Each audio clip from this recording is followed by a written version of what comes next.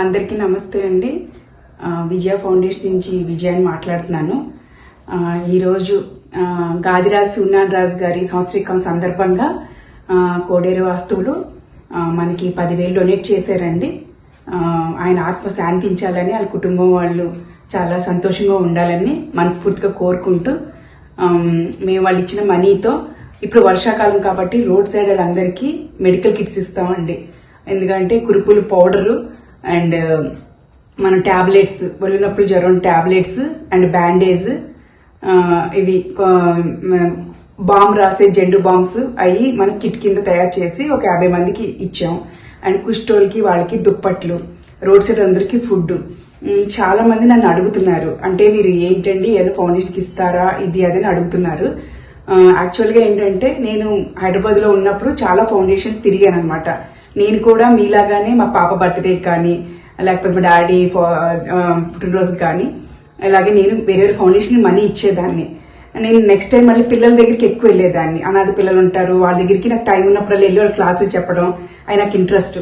అలా వెళ్ళినప్పుడు వాళ్ళందరూ అక్క నాకు ఈ ప్యాడ్ కావాలి, అక్క నాకు బుక్స్ లేవు, అక్క నాకు నోట్ బుక్స్ లేవు అంటే అదేంట్రా మీ మేడంకి ఇచ్చాను కదా మీ అందరికీ ఇస్తారనే కదా. ఇప్పుడు అన్ని సంస్థల గురించి మట్టి నేను మాట్లాడట్లేదండి. నాకు జరిగిన సందర్భాన్ని బట్టి నా నిర్ణయాలు నేను తీసుకున్నాను అనమాట. అందుకే ఎందుకంటే ఇప్పుడు చాలా మంది యాడ్ అవటం వల్ల, ఎందుకంటే ఇదివరకు అంటే నాకు తోచింది నేను చేసుకునేదాన్ని, ఒకదాన్ని నాకు ఇష్టమైన 10 ఏళ్ళు చేసుకున్నాను. చాలా మంది ఏంటంటే నన్ను చూసి మీరు చాలా బాగా చేస్తున్నారు, మీరు పట్టుకెళ్ళి ఓపికగా ఇస్తున్నారు అని చెప్పి ఇలా యాడ్ అవడం వల్ల నేను సరే అని చెప్పేసేసి అంటమే తప్ప ఎవరిని విమర్శించడం మటుకి అలా అని మటుకు నేను అనట్లేదండి.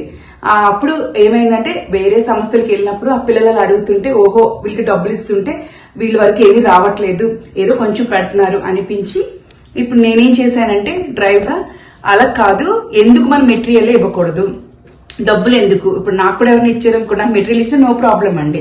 వీళ్ళకి ఇంత బియ్యం కావాలి, కందిపప్పులు కావాలి, ఈ పిల్లలకి ఇది కావాలి, pens pencils exam pads shampoo packets ఇవన్నీ మనం ఎందుకు ఇవ్వకూడదు అని చెప్పి అప్పటి నుంచి నేను ఏం చేశానంటే ఏ సంస్థకి మనీ ఇవ్వటం అనేది లేదండి. రోడ్డు సైడ్ కాదు ఎవరికి మనీ ఇచ్చేదైతే లేదు అని పెట్టుకున్నానండి.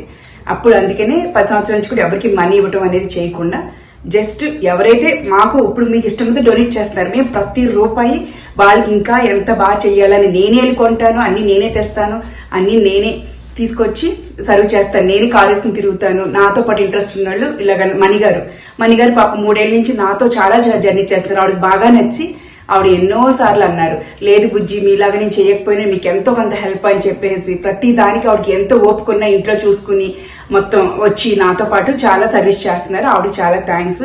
మళ్ళీ నా ఫ్రెండ్స్ జ్ఞాని గారేంటి, ప్రవీణ గారేంటి, నాకు వీళ్ళందరూ సపోర్ట్ ఉండటం వల్ల నేను ఇంత బాగా చేయగలుగుతున్నాను. అందరికీ చాలా థ్యాంక్స్ అండి. ఉంటాను.